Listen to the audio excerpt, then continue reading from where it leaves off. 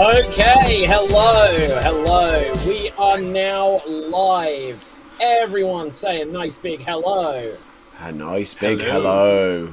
Hello. So, listen everyone, this is the Geek Battle show and you're watching us live either on the Extreme Improv Extremes YouTube channel or the Geek Battle YouTube channel. Head over to www.extremes. No, that's not the right thing. YouTube.com/@Geek Battle and smash the subscribe button, or do check us out on the Extreme Improv YouTube channel. So, on tonight's show, we're going to talk about a lot of geeky stuff. We're going to talk about some movies, some video games, and, well, to be honest, we have to deal with the elephant in the room. It's on your face, Capelfave. Say hello to the people. Henry Cavill's mustache. It's back. It's back. It's in the room. I have set off the Henry Cavill alarm early myself because we have to do it. Because it's right here. So let's find it. Let's find the mustache in question. There you go. Cap, right, you're right near it. There you go. There we go. Cap, is this in honor of the mustache? Yes, no, it's mostly because I'm revealing my true identity. Yes, of course, I'm from the planet Voltrum. It's the land of strength, speed, and also funny mustaches, apparently. So, hail. No, hail. I love the mustache. Like, you could have said it's for Movember, that you're raising money for charity. You could have done all of that, but no, you have other reasons. Who is the guy behind you out of interest, Cap? Yeah? Sorry? Behind you, who is that? That is Thrag, the Grand Regent of the Viltrumites, who will make an appearance, I believe, sometimes in the future. He's much more stronger than Omni-Man, but I would say his mustache is not that impressive like mine or Omni-Man's, I would say. I mean, no, you've got a very impressive mustache. I now officially have the least mustache out of any of us. It's terrible. Right, Capelfave, I'm giving you a point for your mustache. So there you go. Yes, but I also have a geek fact. Okay, go for it. What's your geek fact? So, actually, the movie Shrek, right? It was kind of inspired by the French wrestler Maurice Tillet and his wife Olga. The French Angel. Yes, I know. Yeah. That's me. I'll bring it up. I'll bring up the French Angel. You see this guy? He does look like Shrek. Oh, yep. French Angel wrestler. You wait until you see this guy. He is Shrek. Cap, was that the original Shrek from the story that it came from, or was that subsequently? No. The movie? You see, Shrek was inspired by this guy. Hey! Actual Shrek. I mean, unbelievable. And look, there he is with Princess Fiona. Yeah. Again, his wife is hot. I don't know if that was his wife. I think he's about to climb the Empire State Building holding her, to be honest. Look at that guy, you know, there we go. That's... Wow. It's uncanny. Except for the teeth. Shrek has... Yeah, okay, you definitely get a point for that, Cap. So that's 1 point for Capelfave, 1 point for the mustache. So... I think we should keep them separate. I have. They're on the scoreboard as separate entities. Right. So, if I'm going too far with this, just say. And well, it's too late now. I've done it. Gerald, say hello to enjoy it while it lasts. I think we should all have mustache. I think we said this before, and like only Cap has actually come through for us. Right. Gerald, say hello to the people. Give us some random geek trivia facts. Hello, everybody. So my random geek fact, and I actually did double check it to make sure it wasn't just a singular thing and it was some crazy nonsense on the internet. The first Oscar Awards or Academy Awards was in 1929, and it was not televised, obviously, and it was not on the radio either. And the total ceremony ran for 15 minutes. That was it. Wow. Think about the speeches. Yeah. You're like kicking off them for 1 second. Hi, get out. Here's your award. Get out. Right, so no, I definitely get a point. Do you know what won Best Oscar the first time? I do not. Let me see here. Google searching. He's Google searching. Well, you have to nowadays. Right, Hang on. Okay. Bring this up. David, say hello to the people and random geek trivia. Alright, so I'm Dave MC from Paris, France. I'm not Evil Dave despite my goatee. My geek fact is today, 1963, the first episode of Doctor Who, An Unearthly Child, was aired. But also, another geek fact for you is there are 5 people a year that are killed by ostriches. Only 5. This is not quite ostrich battle, but I'll give you a point. I don't care. It was worth it. This is what happens. Like the most dangerous animal in the world. Yeah. Is that a thing? No, They killed 4 it's people. not. It's not true. No. The Hippo. animal that actually killed 4 people is buffalo, the Black Death. Not true. Hippopotamus is also in that list. Mosquitoes. No, it's mosquitoes. Oh, yes. 1.4 million people a year die from mosquitoes. But they Wait are a insects, second. not mammalian. I'm not sure about so this, if you're guys, 'cause the- I've definitely mammalian, seen some you may be very correct, Hungry, but- hungry hippos. There we So, They are dangerous. Oh no! I Just don't stand carry those corrected little on my. pebbles with you. See, that's what you need to tell the American tourists that go to Africa. Then, instead of having your socks up to your knees, you should say, "Don't walk with pebbles in your pocket." Exactly. that's my new catchphrase. Don't walk with pebbles in your pocket. Okay. No, that's my line. So, Ah. David, just to loop back, because I know you've seen this movie, the outstanding picture, the first ever, was Wings. And I'm sure none of us have ever seen it. So there you go. Wings. It was called I've seen them on Wings. the bird. Yeah. I've seen a bird. Right, I've not even With- seen. Right. Oh, The Gary bird. Cooper was in it. So Oh, good old Gary. I went to school with him. Now, there's a bunch of stuff that we need to talk about on the show. It can't all just be about hungry hippos and Cap's mustache. But we guys, have you seen stuff today? I have seen stuff. Like yesterday, I've seen stuff. Like there's this thing so you can see as many films as you want at the cinema. And I've gone all in on it at the time of the writer's strike and actor's strike, so there are no films.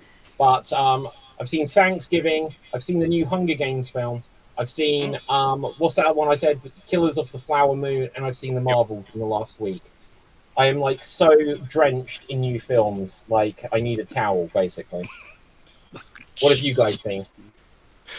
I did see an awful movie called Fear, which is a horror movie, and I believe it came out in 22 or 23, but it's pretty bad. It's supposed to be sort of about COVID and horror-ish and whatnot, but I do not recommend it. Yeah, because that's what terrifies people nowadays. It's like not vampires, not zombies, or some sort of train where everyone, the children are grounded into paste. It's like, no, COVID. What do we do if we don't wear a mask? What is this show about children ground into paste? I made it up. It's cool. Oh, okay. Well, supposedly there's ghosts and stuff too, but it's not that good. Where did you see this film? It was on one of the streaming ones. I don't remember if it was Hulu or Okay, Netflix. but it came out with, yeah, okay, sure. Yeah. Okay. I've seen Oppenheimer. You've seen Barbenheimer. I mean, I haven't seen Barbie yet, but I've seen Oppenheimer. Okay. I've not completed the meme. Okay, so what was Oppenheimer like? No spoilers, please. I've heard it's got an explosive ending. This is in such poor taste, but anyway. Like if Family Guy can make like a Titanic episode, then I can do this. Right. Anyway, I mean, Cap. I think, it's the kind of spoiler. There is actually one twist, but it's so nerdy in a sense. Like a history buff's gonna get a kick out of it, but they might even blame for some inaccuracies, I think. But other than that, we are just, ooh, that guy, scientist. I probably heard of him in the textbook, but I don't remember. But then Einstein popped up. We're like, oh my god, it's like Captain America coming in the Infinity. Spoiler: Einstein showed up. Oh my goodness! Einstein, I can't can you watch believe now. it? I mean, I was shocked. Captain America's in the movie as well, apparently. Look at this. Okay, but what would you give it out of 5, Cap? 4.5. I do really want to see it. I just literally never got a chance to. Because here's the thing, it's not like Christopher Nolan's normal films. There's no action, there's no big twist or anything like that. It's just in a sense, it's more like a That's documentary. the twist. But There is but no I would say this is the most exciting documentary about physics that I saw. I would say, like, I was like, John, I see you. What's gonna happen next? Dave, I Which think is you moved from something we're hearing. Yeah, hang on, that's me. Bear with me. I'm gonna change headphones. Okay. So- Yeah. Sorry to touch on, and I don't necessarily think he was physics specifically, but did you hear that Nikola Tesla's, I guess, last laboratory that was standing, which was located in Long Island, has burned down? Wow. Hey, why was he named after the car? No. I had that backwards. Yeah, absolutely. Wow. So how did that burn down? We're literally just covering the news now. Yeah, not exactly sure, but it was a couple days ago, and most of it was brick and whatnot, so it could have been, any number of things, but I guess it was it flamed up pretty good. And I blame I don't- Thomas Edison. Like, didn't they have the right? I think so. Brave, definitely. Yeah. I mean, like, But he's still conspiring against. yeah, the thing that's interesting about it is, I don't know, we'll say it was roughly 7 or 8 years ago. The guy he goes by the Oatmeal, he's a cartoonist, webcomic and stuff, comics, and he actually raised money to buy the land that it was located on, as well as the lab, to try and eventually turn it into like a museum type stuff. And well, I guess that's now definitely changed. Do you think someone's eventually going to take credit for burning it down, or somebody else is? Yeah, I don't know. I'm Edison's long lost grandchild. Just some guy's going to tell us, "I did it." No, it was me. I did it. Yeah. Okay. Although so guys, there's a myth about, like, Nikola Tesla being born on the exact time when the thunder struck. I saw it in some YouTube video or something where they talk about on the exact time that thunder struck. Yeah, That was AC. That's AC/DC, mate. Yeah. could be, but like that's one of the, like, it's considered a bad omen or something like that.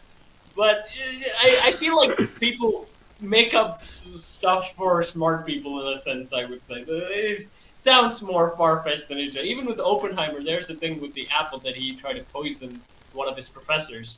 Although there is actually precedent that actually happened. Did you because flick over to the Disney Channel and you're watching like Snow White instead? But I can't make memes out of Oppenheimer. What's the Disney Channel showing? Yeah. Multiverse. Oppenheimer. But here's the Snow thing, White. that's actually a true thing, because apparently he had to take counseling afterwards. Wow. Even though Yeah. he spoke very highly of his professor. That's the thing, he actually did like him. I don't know why he tried to, you know what? So, guys, just to touch on like some of like the things that have been like, what we spoke earlier in our group chat about Wonka, and Gerald, I think you revealed that it's set to make $25 million on a budget of what? Yep, they're projecting now that it's set to make 25 million on a budget of over 125 million. For God's sake! Yep, Like, and I guess it's gotten the reviews and previews that they've been giving. It's just gotten ripped left and right. I am definitely going to see it because again, I can see every film now. I have the power. Otherwise, I definitely would. I saw a trailer for it, and who's playing Wonka in it? Timothy Chalamet, however you say his name. Shallot. Chalamet, sorry, Chalamet. Yeah, Chalamet. Okay. I saw the trailer. He is, Cap, whether you can accept this or not, better than Johnny Depp in that role. No! Johnny Depp as Willy Wonka is one of the very worst misguided performances in cinema Although history. I would say I had to defend it because it's a 2000s film. That's the only reason why I'm defending it. But I would say I did not enjoy Willy Wonka and the Chocolate Factory at all. I didn't even think that was a cool idea. I just watched it because it was on the holidays. But I mean, it was from an era where Johnny Depp was making a few errors with his choices. He did Willy Wonka, the third Pirates Lone Ranger. film. He married Amber Heard, loads of mistakes. So lots of things that he can regret and that we have to live with. But him as Willy Wonka was a choice. I think that was just when Tim Burton was just putting him in everything. Yeah, he still does. He still does. Yeah. Well, he's not I allowed, was though. He wasn't allowed to put him in Adam's Family, was he? No. No. I thought it was okay, but again, entirely separate and standalone from the original Gene Wilder Willy Wonka, because I don't think, there may be somebody that surpasses that, but I think Gene Wilder was just dead on perfect as Wonka, and I thought he did a fantastic job. So, Well, I thought Timothy Chalamet, he even said some of the same lines. Clearly, this is meant to be a prequel to Gene Wilder's portrayal, and he just seemed bored in the trailer. He was like, I can't remember what lines he kind of quotes. He was like, "Scratch that, reverse it," and something like this that Gene Wilder says. And whereas Gene Wilder's got this sort of it's like he's thinking the whole time. He said something and he said it quite quick. Scratch that, reverse it. Timothy Chalamet was just like, I said this thing. I'm going to say it quite slow. Scratch that, reverse it. And it's like, come on, you sound bored, right? And then literally, I watched. Have you seen Doom David with him? No, I started. I couldn't stomach it. I mean, he was the main character, but he was literally the boring character in the whole film. Yeah. so that's his shtick. His shtick is he's the boring guy. I watched the Hunger Games, the new one. We can speak about that. But Peter Dinklage is in it. And he was the one that said why is, and this is so funny. It's such a Peter Dinklage thing. He complained about Snow White and the Seven Dwarfs, and Rachel Zegler is in this Hunger Games movie, right? And so he complained about that. But then when it comes to Wonka, they literally have Hugh Grant playing an Oompa Loompa, and he stays silent on it. It's like Hugh Grant is playing a role which someone from your community could play, and you're not complaining. And then when it came to Snow White, he literally opened his mouth, and now CGI goblins are playing the roles in that film. It was kind of a hypocritical move, I would say. He already did play a famous dwarf in Game of Thrones. And he played a giant in Thor, in Avengers or whatever. Which was done ironically. If we go back a bit further, it's like he was in Elf, and the joke was that Will Ferrell's character Buddy, he thought, oh, he's an elf. That was a joke. It was a caricature, and it's like, but come on, dude. It's like you're isolating your own community by saying this. Why would you do that? Or think of this. Could it be that he saw the other Disney remakes, and when Disney came for him, he was like, "Oh shit, I don't want any part of this." And he was made up this whole story. So he just bombed the whole thing. He's just saying to Wee Man in that, "Run for the hills." Here's the thing. So. Oh wait, no, hang on. Run back to the mine. Other than the video game Destiny, which Peter Dinklage played an AI voice in it, and people said that he sounded so bored that they actually cut him from the game and replaced a different voice actor to play the part. He's really good. In the Hunger Games film, he's really good in this film. And just to speak on it, who here has seen the previous Hunger Game films? I'm going to take the guess that none of you have seen the new one. No, you've not seen it, Dave. Okay. Well, I like the concept of it. Basically, people are randomly chosen and they have to go into a war, last man standing sort of thing, and then whoever wins something. Yeah. I know about the Hunger Games. I just don't watch the Hunger Games. It's all right. This film, I enjoyed it quite a lot. Hang on. Prequel. Yeah, there we go. I'm ready. Yeah. Okay. It's a prequel. And basically Donald Sutherland's character, it's like the Hunger Games version of Cruella, if you saw that film even. So it's like, or any of these Disney films where they take the main villain and then they're doing the origin story of it. And it was a lot better than I expected. So it's Snow's origin story. Yes, President Snow or whatever. Yeah. So it's like, 50 years or so prior to the trilogy? Yes. Yeah, and the weird thing in it, speaking about Snow White and that, is that Rachel Zegler plays the main female character in it, and she isn't the new Katniss Everdeen because it really isn't her story. She's important to the story, but it absolutely is President Snow's origin story. So it was a really interesting choice that they made. I don't know how it's doing at the box office, but my understanding is that this wasn't a one and done idea. Which, if they didn't make any more, it didn't end on a specific cliffhanger, so tiny spoiler there. But from what I gather, it hasn't done super well, but I'll check on that.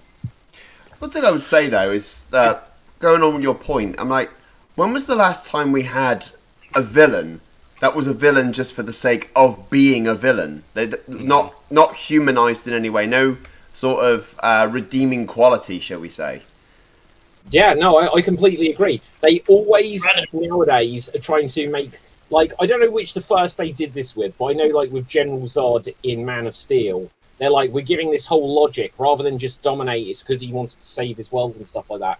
And since then, it feels like every villain, like Thanos, it's like, I'm trying to save my world. Every villain is actually the good guy nowadays. I think that's the Joker's thing. I think when Dark Knight came out and did a fantastic job, everyone was like, oh, we need a reason. We need to empathize. Although for the Disney one... Wait, what was the Joker's reason? Joker was trying to prove ethics and social norms that we have in society are just, pointless. We're all animals. We are all ugly as him. But in that argument, Cap, he did kill people and showed no remorse for it. He did it because he wanted to do it. Yeah, he's a psychopath. He did it because he could, not because he was like, oh, I can kill him, but I'm not going to. He said, no, I'm going to kill you because I can. Yeah, but I would say he was the first one. He kind of made up sympathetic stories for himself, although we know he was like lying. But the first time when he tells a sympathetic story, we were like, oh, maybe that's why the Joker is killing people. But then No. The Joker is a psychopath through and through. Like Gerald said, that he doesn't need a reason to, in the comics and in films. He doesn't need a reason to kill people. He just kills people. I would say in The Dark Knight he does have a reason. He does do it to make a point. So I would say it's not like exactly like the comics. Maybe that's why Marty doesn't like it. So I would say in here, most of the time Joker kills to make a point. Otherwise, he wouldn't do it. Yeah. I would say the only villain kind of that I've seen in the last few years that's actually had no redeeming quality is Jack Horner from Puss in Boots. Oh yeah. Because he has had, like, I think that Death's a villain. Well, no, Death is everywhere, so he's obviously just he's a background villain. But Jack Horner is the villain for the sake of being the villain. He's like, oh, I do bad things because I want to do bad things. Yeah. I love the fact that in the movie, the conscience, the cricket realizes that, oh my god, you're an irredeemable monster. Oh yeah, big news. Yeah, what else is new? Look, I've dealt with car insurance recently, and I can say that they are villains with no purpose to it. But other than that, something this will segue onto, Dave especially, have you seen the Doctor Who Children in Need or Comic Relief special with the new version of Davros? Yeah. Your take on this, because I'm not happy, to be honest. No, neither am I.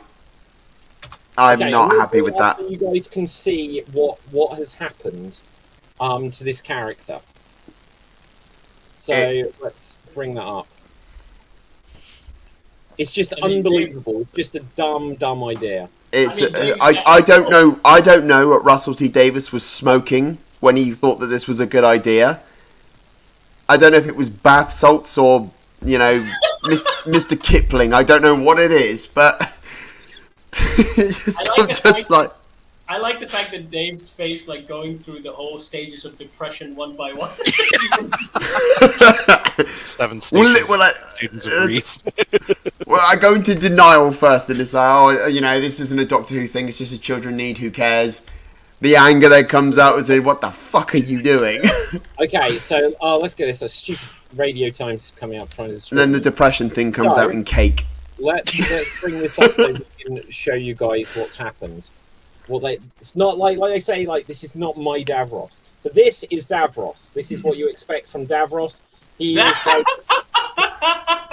No, that's actual Davros. No, really, that's Davros, Cap. That is what he looks like. You're laughing at the wrong bit. Still makes me laugh. Still makes me laugh. I can't take it back. Explain. Tell me afterwards what made you laugh. I'm gonna love this.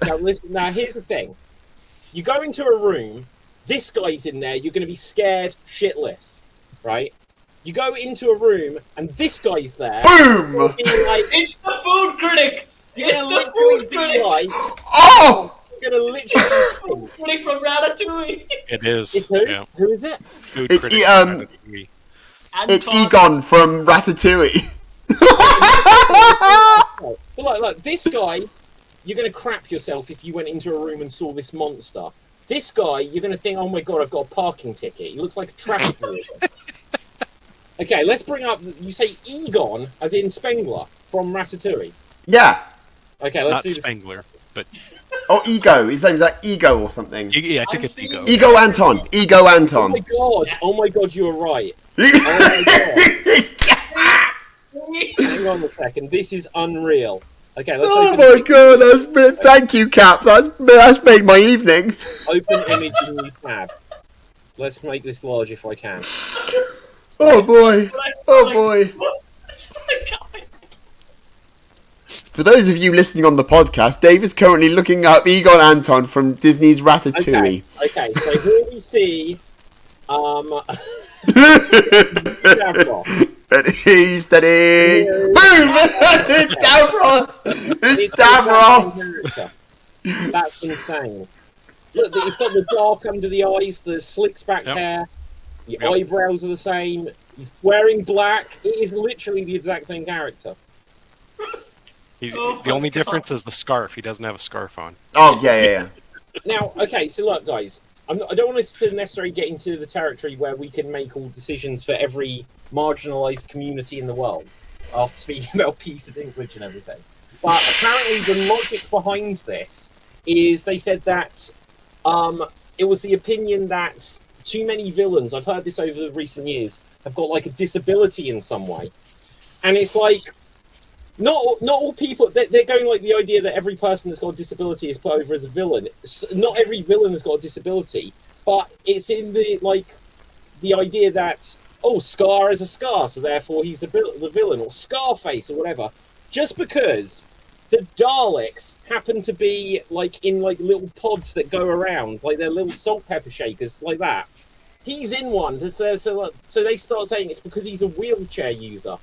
A Dalek base isn't a wheelchair. It's not even Can I just correct these imbeciles who say this? The chair that Davros is in is not a wheelchair. It is a life support chair. If he gets out of that chair, he dies.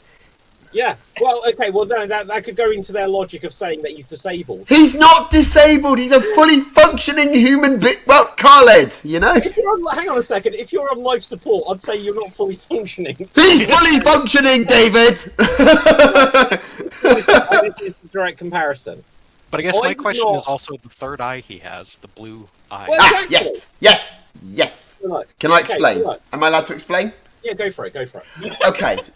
So, the reason Davros is in the chair in the first place is because he was in a So it Khaled is a science. chair. So, shut up. He was in a. He was in a. It's not a wheelchair. He was in a scientific bunker, and during a Thal attack, it exploded, to which he lost his lower body. His skin was disintegrated, and he lost his eyes.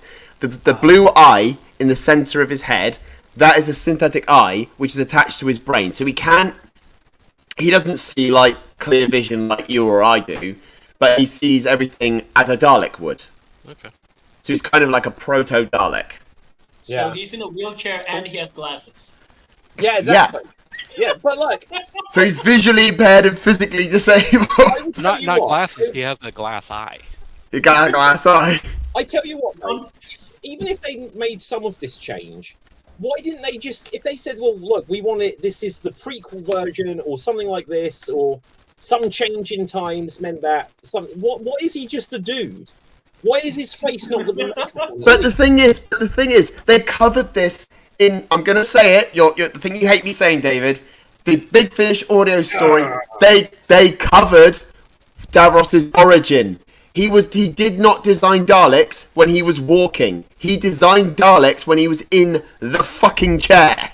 Which Yeah. sort of makes sense, but I mean, you can see Now you calling it a the chair? style and everything else. Shut up, Cap!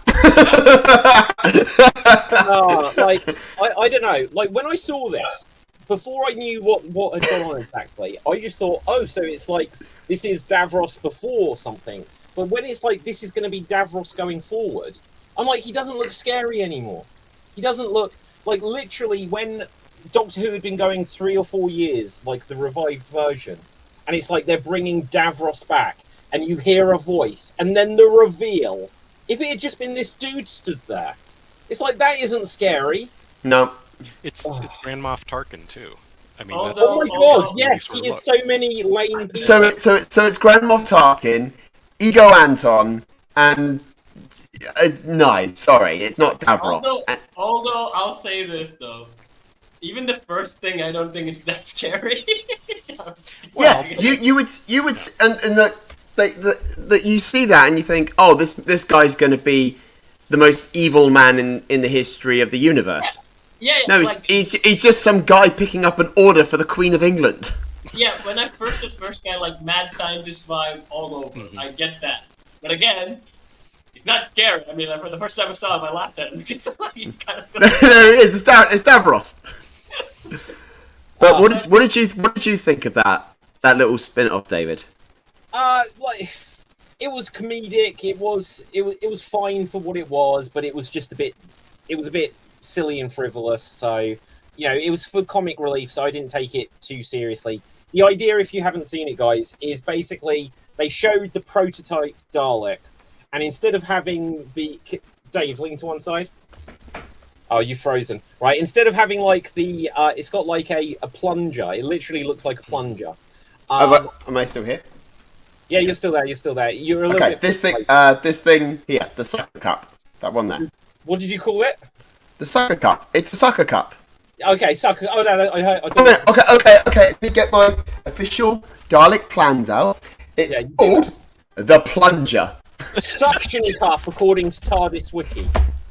Okay, fair enough. Or another thing calls it a manipulator arm. That's The cool. manipulator arm, the claw. It can be changed with pretty much anything. There's even a flamethrower exactly. at one So point. It looks like a plunger, and in this story, they've got some severe-looking claw thing, and the Doctor turns up. He accidentally lands the TARDIS there, and it gets broken. And there's a guy there's like, I'm going to get in so much trouble. And the Doctor's like, oh, I know what to put there. And he sticks a plunger there.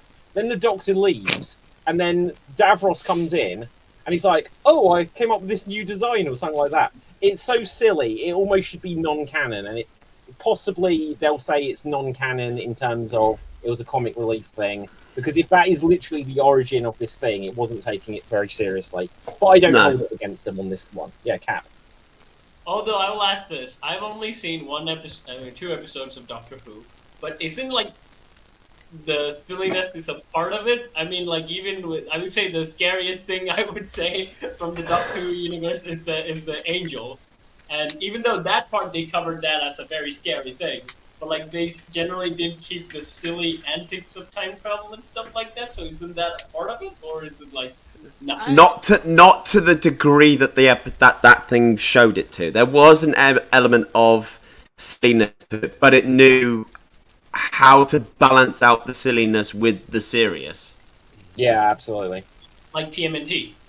No. No, not at all. Well, it's like TMNT in the 2000s. Well, it was like in they're like that compares. Come because on, because it was like they had like they kind of adapted the series as they went. So you had the William Hartnell's run from today 1963, which was educational. Then they tried it as based under siege, Earth-based stories, and they tried so many different things with it to see what would work. But it balanced the seriousness and the seriousness of it all together. They balanced everything out mostly perfectly. I would say the Rowan Atkinson's ones is the best thing I ever seen out of Doctor Who. Get out. Best Doctor Who you've ever seen? I mean, I would give it to the Weeping Mr. Angels Bean. episode, but the Mr. Bean one, I enjoyed it a lot. Oh, the Rowan. You- You know what? It was fun. It was fun at the time. I don't hold the world against it because again, hang on. We've got loads of comments. First Lady has given us loads of comments. I'd love to see a dwarf with a leading role. Well, Peter Dinklage, he often does that. But also, Degrino just said, I'm a few minutes behind, but David cannot seriously be calling Davros a fully functioning being if he needs a chair in order to live. I agree there, Dave. Right, Dave, and David are all arguing with each other over this one. So, And now, was this special? Is it like a one-off thing? Have they done something like it in the past, and it's meant for raising money for kids? yeah, like when in the UK we have two big like charity telethon things each year, or one's every couple of years.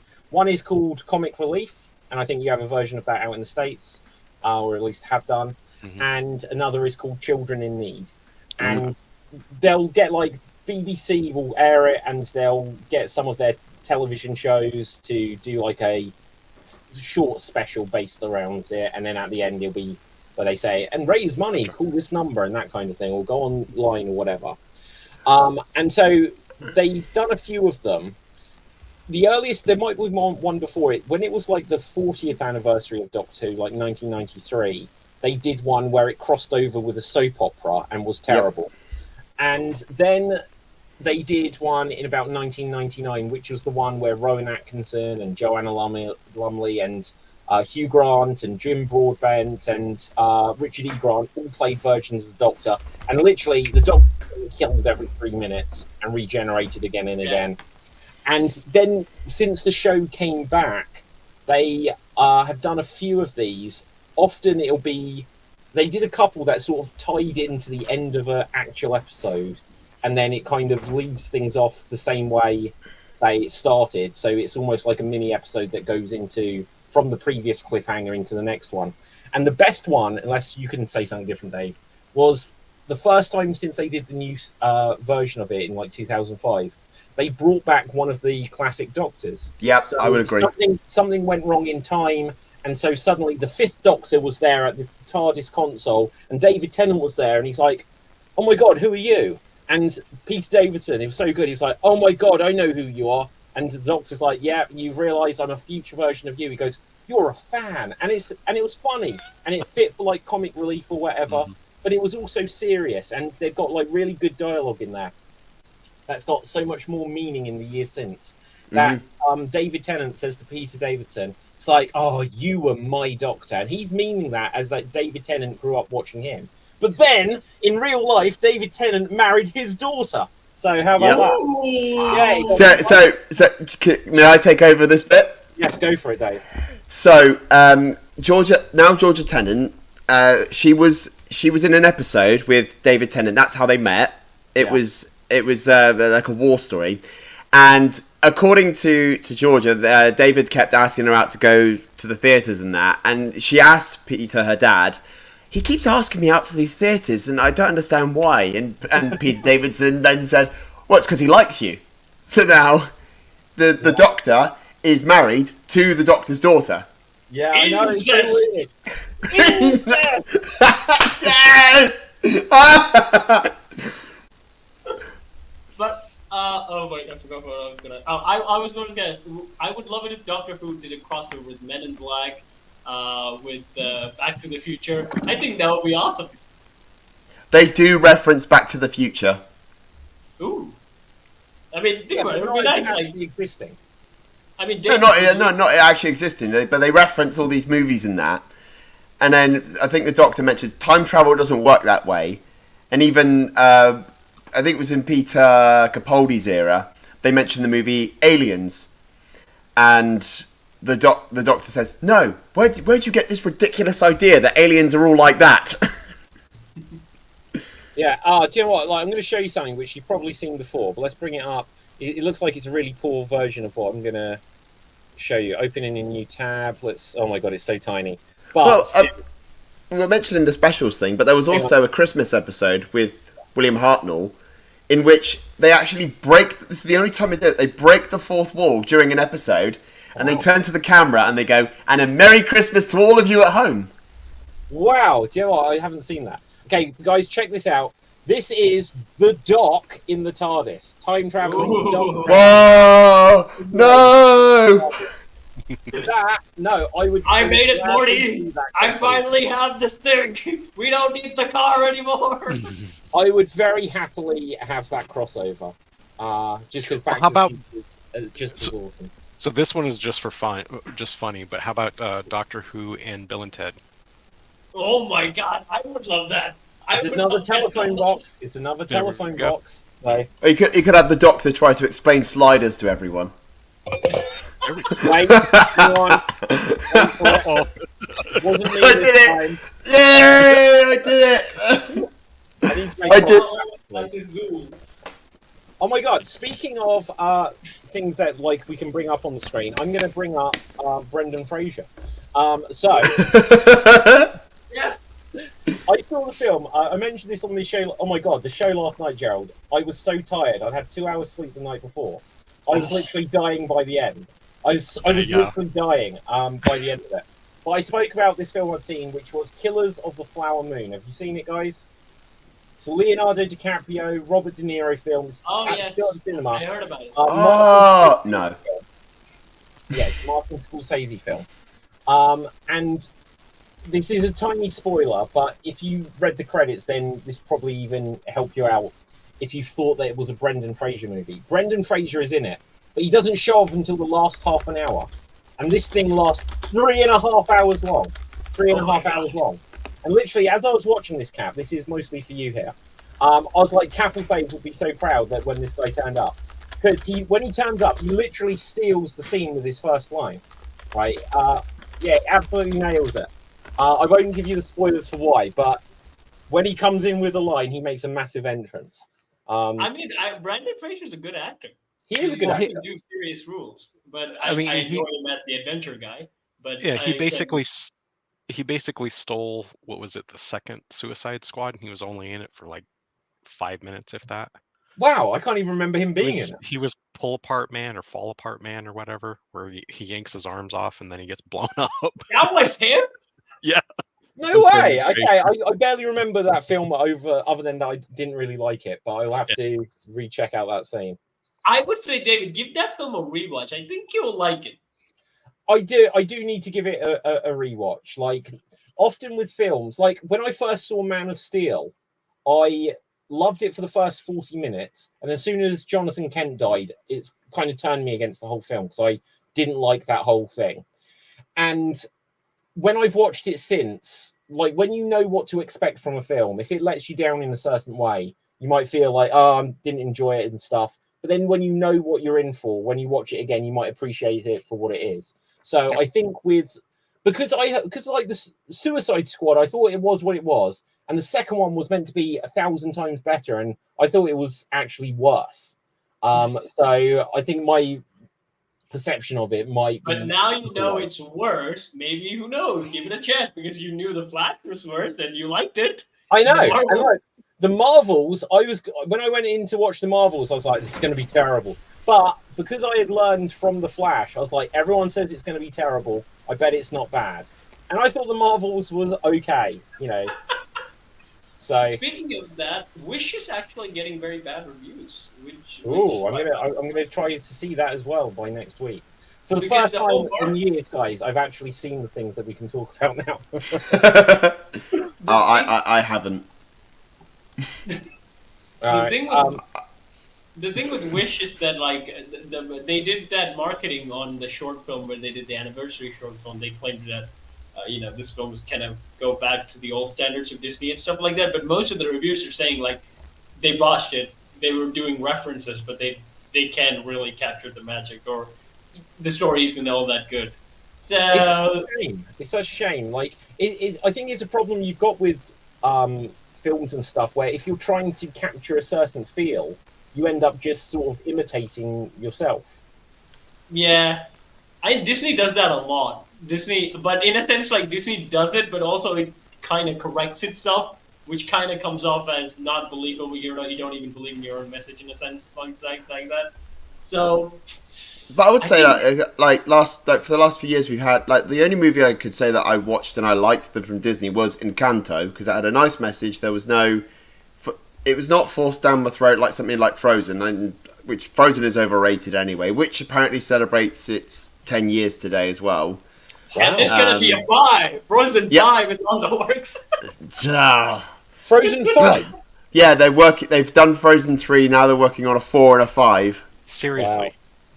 All from views on Let It Go. Yeah. Wow. But I would say that, like, you were saying that they're copying themselves a bit, because the other film I watched was Raya and the Last Dragon, and I just think, well, it's just Moana, Yep. but with dragons. It's just the same movie. It's Yeah. also with I would say that the same with Encanto, in a sense, like it was kind of one of its like the whole song repertoire kind of going to Lin-Manuel Miranda style. Right now, everything seems like Lin-Manuel Miranda style. I like it because I do enjoy Hamilton, and I didn't really love Moana. The songs I found in Encanto are nice, but again, it was more like everything's kind of Lin-Manuel-arized in Disney right now. Was Encanto Disney or Disney Pixar? Disney. No, It was Disney. Straight Disney. Okay. Yeah. I've And not I think seen that even though it touches on what maybe the family aspect of things, but I found that one more original than anything else they've come out with in the last few years. Yeah, I'll give you that. Yeah, it was much more a different take than any other, and it's a different fairy tale. That's why I think it's not like the usual fairy tales that we were aware of. It's kind of a different type of fairy tale. It's Which about one? Encanto. Yeah. Yeah. I wasn't a big fan. I don't mind Encanto, but and I know I've said this about like Pixar in particular, that lots of their things are very convoluted storylines that are hard. They're not just simple. I thought Encanto's was a bit like weird and stuff, and it's like everyone has a door and a magic room in there, and you have. Wait, you don't? No, I don't. It's just like, why can't something just be simple? Like, there's an ogre, there's a princess. Like, let's just bring back the French angel. And it's just simple. It's Which just is apparently getting a Shrek 5.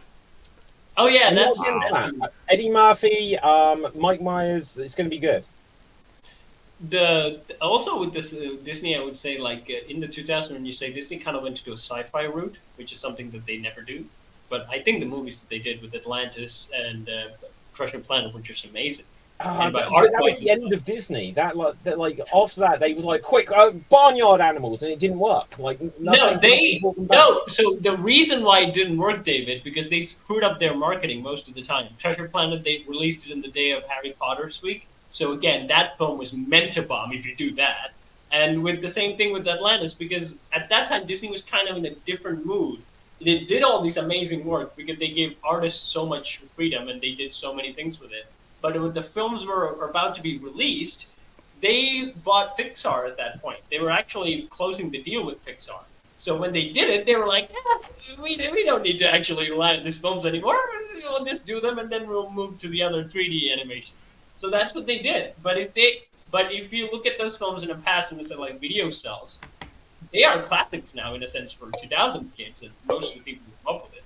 So they made money than modern Disney. Disney still. Well, I would say I agree with you, Cap, in that Disney made a problem with its marketing then, but you have to admit that they're doing the same thing now, especially with like Marvel and Star Wars. They release something, bam, Disney put a label on it and say this is a Disney product. They assume, it's the Disney product. Of course, people are going to go see our movie or our TV show because we made it. Yeah. Definitely. But I would say the brand recognition for Disney is not as strong as it is in the 2000s, I would say. Right now, Disney's brand is very thin, especially in the international market, I would even say. So Disney does have now an image problem, which it does need to deal with. Yeah. Okay, so guys, is there any other stuff that you guys have seen or react to? We can bring up. Invincible! Oh, yeah, lots. Okay, whilst you're talking about Invincible, I'm going to get ChatGPT to prepare a quiz. All right, Cap, did you watch the latest episode of Invincible? Yes, I watched the third episode. Did you like it? I like the ending. Wow. I can't imagine why. I cannot for the life of me imagine why you would enjoy it so much. But because I would say season 2 has been a little bit of I would say slow than season 1.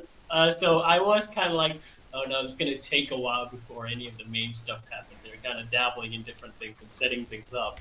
So I would say it's a little bit taken out a little bit. With episode 3, at the last scene, I think that was I thought they were gonna do that probably at like the last episode or anything like that, but they didn't. Yeah, I thought the same thing. I thought they were going to do that as well. Like have this whole episode, like season 2 of The Walking Dead. They're just going to make this all filler until we get to the good stuff. Season 2 of The Walking Dead, you thought was filler? I pretty much thought that most because in the comics and that season 2 takes place over like 4 issues, and it's done like really quickly. Like as soon as like Shane's already dead at this point. Yeah, true.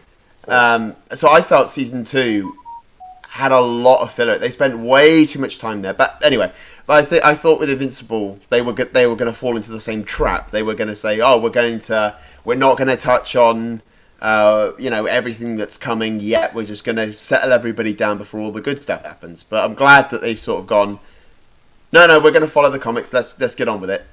Because I think the creator, I think the same creator for The Walking Dead, right? I've heard some. Yeah, it's the same guy. Same guy. Yeah, Kirkman. he doesn't want like 8 or 9 seasons of Invincible. He wants season 6. He wants to wrap the whole thing in 6 seasons. Oh wait, So- Invincible is from the guy that made The Walking Dead. Yeah, same guy. Oh, okay, I will watch it then. David! What's interesting about him is he was literally, until he had the couple hits with Walking Dead and Invincible, he had other stuff, and this is going probably about 15-ish, maybe closer to 20 years ago. He was sort of floating around. He was sort of not, I wouldn't say mediocre, but was sort of average. And then like a lightning rod, he hit those 2, and then he's had a bunch of other wins since then. But I mean, he's done very well, and I think he is also the CFO, somebody or another of Image Comics, which is part of where his publication company is part of. And also, I would say, and the reason why I think they kind of went, season 1 success is mostly Omni-Man, I would say. Everyone kind of liked Omni-Man more than anyone in the show, I would say. And they were like, you know what? Mark is the hero, but it's kind of bland. We can't stretch him out for the whole season. Well, the thing is, Cap, I think people were hooked on that first episode because of the twist. Because of that twist in episode... I won't spoil it for David because he doesn't know anything. But that twist in episode 1, that's what hooks people. Gerald? Technically, Gerald, no. Oh, I have to read the comic. I've heard of it, but I've not, and I watched the first comic. But yeah, I think that hook, that ending to episode 1, that is what hooked people in to go, wait, what? We got to find out more. What the hell is going on? I would say yes, because like when they gave me the trailer, I was not interested in this cartoon. I was like, it's gonna be a normal like a Sky High show, because I didn't know about the comics or anything. I saw the first episode, everything was kind of meh until that last one. I was like, oh, I gotta see this. Here you go. This will actually pique your interest. I think. I don't know if you know about this. When Invincible met Spider-Man. Oh yes, I know about this. Wait, how is that possible if they're different comic brands? So there's a whole. It's explained more in Invincible. There's a whole multiverse and a parallel universe thing. Is one of Invincible's adventures is where he goes into like different universes where he meets all these different heroes. So he does meet Spawn, Todd McFarlane's Spawn, and he meets. I don't know if he's going to be in the series, but and he met Spider-Man, and they actually had a battle with Dr. Octopus together, in which. I think it was Invincible broke Dr. Octopus's arm, like his actual arm, and Spider's like, dude, if you punch him really hard, you're going to break him in half. You guys don't do that? Is that you don't do that here? Okay, so guys, first of all, I've missed so many comments tonight. First Lady says Disney is losing money left and right these days. Disney Plus has never made a profit. That's Yep. insane. Isn't it That's also true. true that Netflix always loses billions of dollars because they're always spending more than they make? Yeah. It's crazy. I don't know how these things are ever going to work. Well, my Pyramid thing is scheme. like something like Cobra Kai, because that series is nearly done. Yep. And, Oh my god! I saw there is a like a TikTok video came up a couple of days ago, and it's the guy who plays LaRusso stood with Jackie Chan saying they're making Yes. a new Karate Kid movie together. Yes. I've seen that picture. Wow. I am all over that. I am definitely. Yeah. Look, I haven't watched the Karate Kid film with Jackie Chan and Will It's Smith. good, David. It's really good. Yeah, I do want to see it. Like, but I'm like old school Karate Kid. Cobra Kai is one Yeah. of my favorite shows of all time. So if they're bringing these worlds together, I will watch it. And then I love Jackie Chan stuff generally anyway. So I'm all up for seeing whatever they come up with that. Although I'm not sure how Jaden Smith would fit in. well, He's not well, going to. here's the thing, Kat, because he doesn't know karate, he knows kung fu. Technically, I know, yes. like that. When, Also, that whole also, thing. You go on. here's the thing. Kung Fu, there's a martial artist who lives in China, MMA guy actually gave this. Kung Fu means actually great skill, not a specific martial art. Because I've heard in that. China, they have like 400 or something different types of martial art, and they're not all packaged in a package called Kung Fu. Kung Fu literally means great skill. So you Oh, can that's cool. in everything. But he still just knows kung fu. It's not karate. had Jackie Chan taught Jaden Smith's character karate and he beat up the kung fu kids, that would have been awesome. Jackie But he Chan didn't. told me that But he the didn't. karate- But like, okay, so clearly when they were making that movie, they looked at Jackie Chan. They were like, "Look, you're getting a bit older. We want you for like Mr. Miyagi." Mr. Miyagi. And he was like, "Well, look, you know, you're gonna have to rename this the Kung Fu Kid because I think they actually did say that at one stage." And then probably their marketing guys were like, "No, we're calling this the Karate Kid because otherwise, why are we making this film?" Right? But okay, Although so I would guys, say that's one of the few films where Jackie Chan actually gets to do a dramatic role in Western films, because like he doesn't get to do that. He does that in this Karate Kid. There's wait, also you're saying another it's not a film- comedy? It is. It has comedic elements, but Jackie Chan I'm is out. so much. I'm out. Sorry. Yeah. No, it's a good film, David. I think you'll like it. No, I think I will. It does actually make him use his other skills. I think there's also another film called The Foreigner. That also has Jackie Chan in a very dramatic action role. It's still an action film, but it's a dramatic action film. I think Jackie Chan's a very good actor. He can actually make you cry if he wants to. Okay. So, guys, I have some questions for you because we need to work out who is the Geek of the Week today. I asked ChatGPT the questions about science fiction TV shows.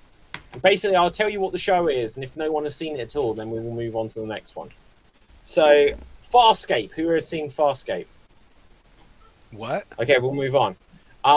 In Stranger Things, if you haven't seen it, then what can I do? What is the name of the parallel dimension? Strange Dimension. Oh! No. Oh! The upside down. Yes, Gerald, you get the point. Damn it, Gerald. Okay, moving on. We're on a roll now, guys. Let's have a look. So, which sci-fi series features a character named Captain Malcolm Reynolds and his crew aboard the spaceship Serenity? Beep. Gerald Firefly. is the correct answer. Oh, Gerald, you've got them on the ropes. In Doctor Who, Yes. I'm ready. what did the Doctor have to name? Well, wait, am I asking this question correctly? What did the Doctor Are you have to making name it up now? his spaceship? And what? But Have to name his spaceship. Okay. But- Cap. the TARDIS. I'm going to give you a point, but Dave, can you get the true answer? The ship. Yeah. It's the ship. No, it's not. Look. In the episode where the Doctor literally meets... Oh, yes, I know the answer. Go on. Sexy. There we go. Okay, the question it actually asked, I had to just change that question. It says, what is the real name of the Doctor's time machine, the TARDIS? And then the answer says, it has no real name. So what's the point of asking that question? Well, it's not wrong in that regard, but yeah, the TARDIS does say, "Will you call me sexy?" Yeah, exactly. So TARDIS says call it sexy. It literally, there's a whole story behind it, but yeah, the TARDIS just says, "Well, call me what you always call me, sexy." Okay, Nice. so That's a bit of a naughty AI. tiny spoiler: there is one episode where the TARDIS takes on like a humanoid form, and it's great. I like that episode. Is it Okay. sexy? It is. It is. Okay, which actor played the character Jean-Luc Picard in Star Buzz. Trek: Next Generation? Dave? Patrick Stewart. Oh, sorry, you didn't wait for the full question. Well, Yeah, okay, Cap. spin off. Chris Pine. No. I'll ask the full question, Gerald. This is only open to you now. I have Which no actor clue. played the character Captain Jean-Luc Picard in the Star Trek: The Next Generation spin-off film Star Trek Nemesis? But I don't know. William Shatner. No. Okay, guys, I'm going to give you the answer. Dave, I am going to give you a point because you had answered the actual question. I was just adapting it again. Tom Hardy played the younger version of Jean-Luc Picard. Oh. That was gonna be my next guess. So Yeah. so wait, was he like, oh, so we're going to fire photon torpedo? Basically. Okay, the story, I've told this story before. Before The Dark Knight Rises, and because I'd heard that, like when Tom Hardy speaks, he's like Kenny in South Park. He's too muffled. So basically, I can imagine that Tom Hardy and Chris Nolan were so pissed off. No offense, Gerald, that Americans couldn't understand what he was saying with his accent. That he was like, well, just give them some Patrick Stewart then, because literally he played Patrick Stewart. So it's like, you have my permission to die. And literally, it's just, I was like, why is Bane? He's like this. And he sounds like Jean-Luc Picard. Now that you say that, yeah, that's exactly right. Well, because you can imagine, like, I served Ra's al Ghul with tea, Earl Grey, hot. Yeah. Right. Anyway. Well, the thing that's interesting about Bane is from a South American country, supposedly. So Yeah. why in the hell would he have a British accent? Yeah. Well, you know, there are some South American British people, you know. Yeah, that one I've always weird. I would say Tom Hardy was also a weird choice for Bane. I mean, Kristen Bale is like a foot taller, I think, than Tom Oh, Hardy. really? Yeah. Wow. Okay, so guys, here's another question for you though. In the television show V, both the 1983 and 2009 versions, what were the name of the alien species in V? V. Yeah. V for Vendetta? No. I'll tell you because I don't think you're going to get it. It's the Visitors. The Visitors. Oh. With the V. So, yeah, how about that? So Right, that explains my childhood trauma when there was, oh, you got visitors coming, run! When they would peel their skin off their face and stuff, I literally don't know any of these shows, so we're going to give up. Right, Hey. okay, what was the name of the character played by David Duchovny in The X-Files? Beep. Agent Mulder. Carol. Sorry? Agent Mulder. I'll accept. Can anyone tell me his first name? Steve. No, weirdly. Not it was Steve. Scott. It was Scott.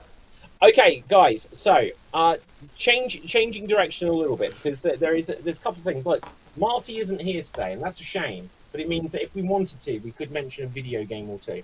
So, I've got a couple of things just like to cover. It may be something that you're not aware of. Who here has an Android phone? Just out of interest. Anyone got an Android phone? Android. Gerald, iPhone. You got a dial, haven't you? No, he's an American. He has an iPhone. Yeah, I have an iPhone. Okay. So you unfortunately, My wife's Gerald, you may behest. have to wait a little while on this. But one of the interesting stories, which I have mentioned on the show before, is that there was a platform that came out in the 1980s or maybe late 70s called the Intellivision, and it was like the rival to Atari. Like I had Yeah. the mini Atari here, and the Intellivision were going to have a news console released, and they announced this in about 2016 or 18 or something like this. And it seemed like they scammed a load of people out of like crowdfunding it and everything, and it never came out. And it could, like 2 years ago, it all completely collapsed. But earlier this week, they released a version of it, so you can't actually get the physical console, but you can basically download the console on an Android tablet. It will come later onto iPhone, and you can play it. There are a couple of games that you can download through it. But here's where it gets interesting, and I'm going to attempt to demonstrate this to you guys here, because it fits how hilariously weird this whole story is and always has been. If I can bring it up. The whole thing, to be able to use it, I'll bring it up here so you can see it. What a big Android phone. This isn't a phone, this is a tablet, and you'll see why in a second. Because to be able to use this thing, look, Intellivision Amico is what it's called. So this is their solution so that people can play their console. Oh, hang on a second. Oh, this is being such a son of a bitch. Right, 1 second. Let's just see if I can do this. 1 second, I have to put in a password. 1, 1, 1. It's going to take me longer to do it if I can't concentrate. I think it's probably Marty McFly. Or Sliders. His password is Oh my god, Sliders. incorrect password. 1 second. Let me do this properly. So It is Sliders, he's this changing is it. such a pain in the butt to get We going. need to stop talking. We can't Continue, distract okay. David from doing this password. Right, so look, here we go. To be able to use this thing, like my green screen's going to mess it up. You need to have 2 phones, basically, to be able to use this one thing. So you have like a tablet or a phone that you want to watch the thing on, and then you need another separate one to be the controller as a separate app. You have to have 2 devices to be able to play this thing. What's the point of that? I know! It's absolutely insane. So then once you do it, look, and also, because they were so determined that they're going to release this as a console, it comes up there, you won't really be able to see it. It says My Games, and it has a shop. And when you go onto the shop... Oh, it looks like PlayStation. Well, it might do. Like, I don't know, right?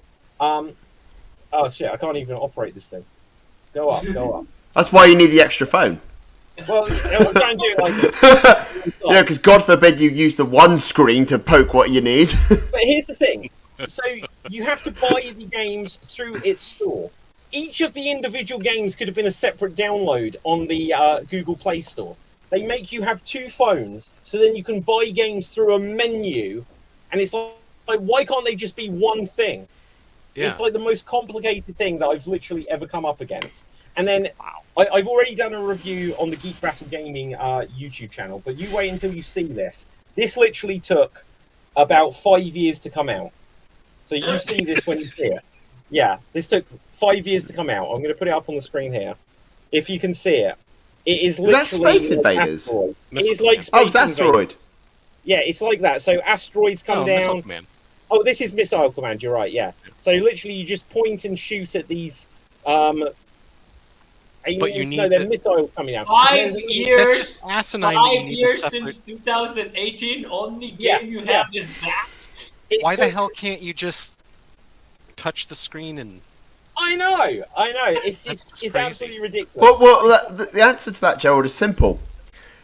Because It's too easy. they just want everything to be needlessly complicated. So, actually, I think what it is they probably have a agreement with the hardware company so that they can make more money. So they're like, hey, what if we make this No, game this is the big so thing. you need 2 devices to play it? Well, this is the thing. The hardware company is them, and they have failed. They raised millions of dollars that like people paid in advance to get the console, and then they spent it on nonsense, and so then they didn't have money to actually make the actual console. And so about a year and a half ago, they said that they would basically going to make these themselves and send out to backers. And when you go on their website, you could order, and I've ordered about 15 of these things because they made it so that you didn't have to pay. But when you order, it would come up with an order number, which I realised were in sequential number. And in about a 3-month period last year, they sold about 15 consoles. So it didn't do well. I'm going to bring up, because I did do a review of this game, which Missile Command, you're right. So I'll bring it up so you can see it, and you'll see my lovely face on occasion. But just so you can get a sense, look, it's me. So you can see the game. This is basically the game. So what you're seeing in the middle there is the controller. Right. But otherwise, it took them like 6 years to make this. I don't understand. I mean, This is other than literally the just nicer graphics, Yeah. what an absolute waste. That's I not mean, even look, nicer at the graphics. beginning, It's I like do show, look, 2004. this is what the original looked like. That's what the original looked like. But that was like in television. It was supposed to look shit. Yeah. And then Well, and what the they came old up Atari with did was it too. Yeah. What's this excuse? I don't know. Now, as it actually turns out, I'm going to full fairness here. It's very fun on the internet in television Amico community to poke fun at it, and it is earned. But when it actually came to it, the game is fun to play. It's not something that you think should take 6 or 7 years to produce. Dave, And- like there are tons of free games on Android that look so much better than this, and they're for free. And guess how much this costs? How much? Uh-oh. This Have a is guess. To download on $10. your Android phone. How much? free. 10. $1. $1. $11.99 or something like this. It was like insane. I got it because I wanted to review it, basically, and I've been following this story for like 5 years, and I was like, I have to finally get my hands on it. Getting this Think about thing the set people up who is a actually nightmare. invested in this. Oh, like Setting most it up people was a nightmare? invested. Yeah. Ugh. Okay, But yeah, one second, so, let me see the game. Let me see the game, okay? So you get this phone, and then you point, and I know. It's all crazy. Like the crazy thing with the controller is it was going to have a unique controller. Now, again, if I'm getting too much into like the gaming geekiness of it, bear with me 1 second. Has he got the actual Intellivision controller? Oh, I do have an actual Intellivision, but the thing is, an actual Intellivision controller is for the original is hardwired to the console. So I can show you, but you're going to have to bear with me because I've got all kinds of stuff on top of it. Doesn't it look a little bit like the? I know it's slightly different, but doesn't it look a little bit like the the original Nintendo pad? No, not especially. I'll show you. So look, guys, this is the original Intellivision. Look at that thing. It's big and lumbering. Oh, those It things. looks like an old Wow. telephone. So it's got a numeric number pad, and Whoa. then it's disc. Now the fun thing about this disc is this predates the D-pad. So most like Atari had like a joystick sort of thing, and so that in a sense was kind of innovative, and it got buttons on the side and stuff like this. And the new version of the controller for the Intellivision Amico was meant to look kind of like this with a circle pad, buttons on the side, but instead of a number pad, it has a touch screen, which, as we'll all remember, or maybe not, the Wii U had a touch screen, and it flopped. It flopped really hard. And so the thing that they were closest to emulating was that you'd have a controller that got a circle pad, a couple of buttons, and then this touch screen. And as you're trying to play the game using this, so what would you think? You see the D-pad here, or like the circle. You'd think you'd be using that to move where you're aiming or move your spaceship or something. On Missile Command, you use this button literally just to fire your rockets, and then you're using this square to use it like a mouse pad of where you're aiming. Now, it's not the worst thing in the world, but using a touchscreen controller isn't as precise as a proper controller. So they made something that was needlessly complicated, and then it kind of buried them because over the years when they were showing it places, there was terrible input lag and stuff like this. And then in the end, they never solved it. And so at the moment, even though they've launched this, what they've said honestly this week is that they still need financial backing if they're going to release the actual console, or maybe the funds from selling this game will make it so they can release the console. It's like, we saw that game, we just watched that, and that's not going to sell enough consoles to Not actually at not at $12 or console. £12. Yeah. Yeah. So I mean, when Crazy. did this start? When did this start? Like this whole thing? I'd have to look it up to know precisely, but probably about 2018. Like the indie console stuff. Like I don't know, like Cap. I know you're like a PC gamer. Dave, Gerald, what sort of how would you describe yourself as a gamer in terms of like what you're into in that? I've gotten away from it, so I just basically do tablet stuff. But I just recently did get a Xbox X, so Nice. I haven't set it up. And then I when I was really into it was Nintendo, Sega Genesis, PS1, PS2, and that's sort of where I was at. I never really did too much with the PC stuff. Okay. I- Bondo. I'll say that I have an Xbox and a PC, and I do some of my the moment I'm doing my gaming on my Xbox. I'm playing Grounded at the moment. It's a really fun game. But I also have it for my PC, which will be on the Dave MC YouTube channel at some point. But I would say the majority of my gaming would be on PC. So I am quite a PC gamer. So I do know quite a lot of the indie stuff. I do support independent creators. Well, the thing that particularly interests me a lot, like I love so much gaming. Not everything. Like there's so many games nowadays where it's like this is going to take 70 hours to beat. I'm like I literally can't. So in that regard, having some of these like retro style games, it's like, yeah, this is a game which you can play for an hour and you've seen a lot of it. Yeah. So like I have just got and I've done a review of a re-release version of the original Atari, and it's cool and stuff like that. And I think I've shown this on this stream before. There's a new mini console thing called a Playdate, and the fun thing about this, if you haven't seen it, is it has a crank. So literally you control games with this crank on the side. When does the man come out of the top? Well, it's got really cool graphics. I wouldn't probably be able to show it on here, but Mario! it's like, what can you do with a crank in a game, and that's kind of like the concept of it.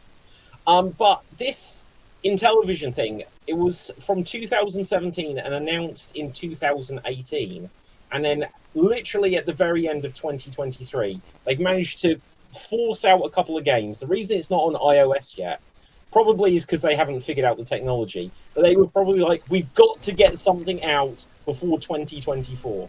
Otherwise, people will say that nothing came out in 6 or 7 years or whatever it's been now. But I can't believe people were still making games like, I mean, like, I know there's Candy Crush in mobile, so that's not a very high game, but I would say, like free stuff alone, you get, like, games with stories and stuff like that now. It's almost like, consoles in a sense for Android. So I don't get, like, point shoot games. But I'd say Cap, and I think, I don't know if Gerald would agree with, but I know David would agree with this. There's nothing more special than sitting in a dark room with the blue screen of like a Nintendo or an Atari game just sat in the dark room with the light of the TV as you're trying to find the bloody channel that the game's plugged into. Yeah, absolutely. Okay, so one of the other things with this new Atari that's just come out, they put out this game. It's called Mr. Run and Jump. I'm going to show you it because I also did a review on the gaming version of the channel. This is the graphics, and this is Look at that! So you say about like the blue screen or what have you, like literally it's like that. And actually, if I can show you what is the final level of the game, it is insanely hard because the platforms are black, the background is black, you can't see where you're going, and it's a fun game for what it is, but it knows what it is. It's not going to beat The Witcher. So, But I would say this though, like when we get trapped, like even with our childhood, right? I would still play games if it just had The Witcher. Like Red Dead Redemption 2 I played, it had better graphics than Witcher. But I would say if it still had the Witcher graphics, I would still play it. That was like I don't care. That it's still okay for me. And like I think you get Wait, hang on, captured. Cap. Are you saying the bar is like if it looks like The Witcher, that's still okay for me? Right. He said it. He said it. It just looks like The Witcher. I'm fine with it. So I think we get trapped in our where we go like, this is as good as it gets when we have in our mind.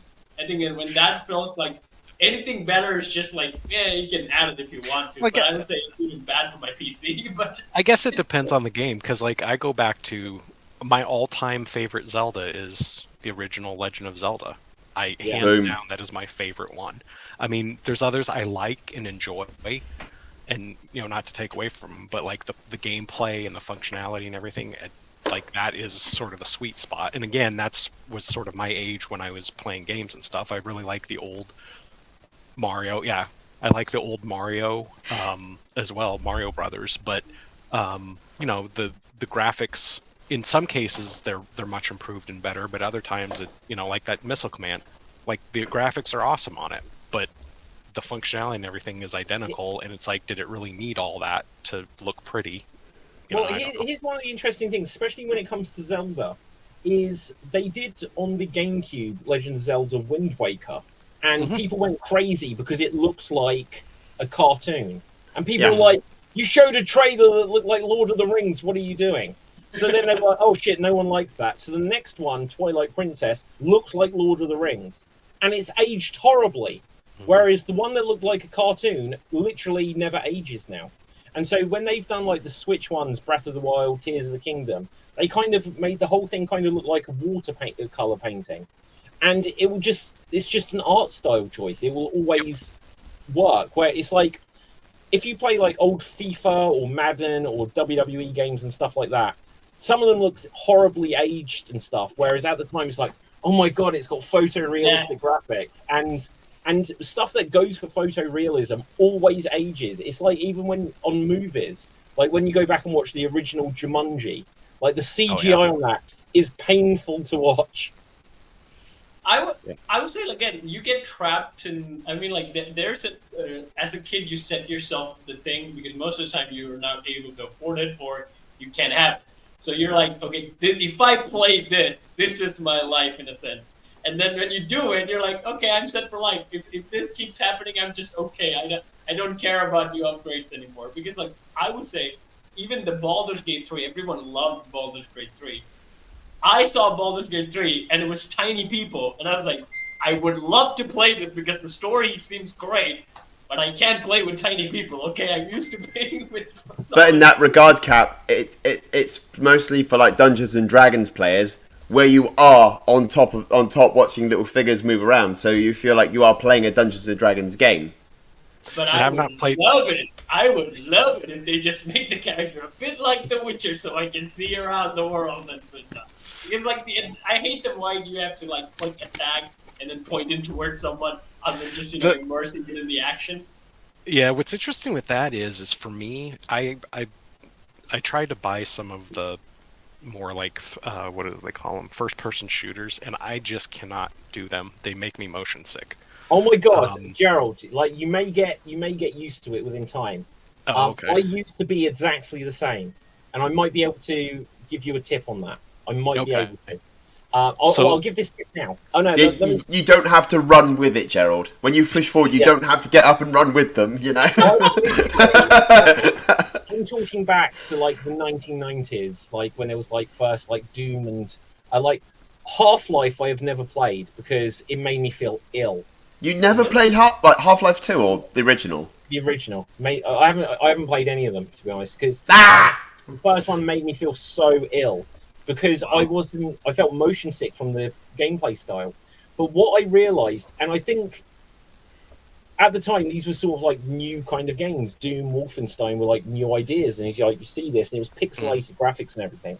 But I had a Sega Dreamcast, and I got quite on it.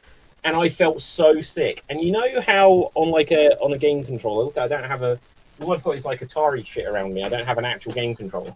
But you know how like there'll be two sticks? Where is any game controller? Okay, so like this, I can use this. This is what you click your phone onto. Yep. You'll use like the left stick and it'll move your character forward, backwards, left, sidestepping, and then the right one will change the direction you're looking. Yep.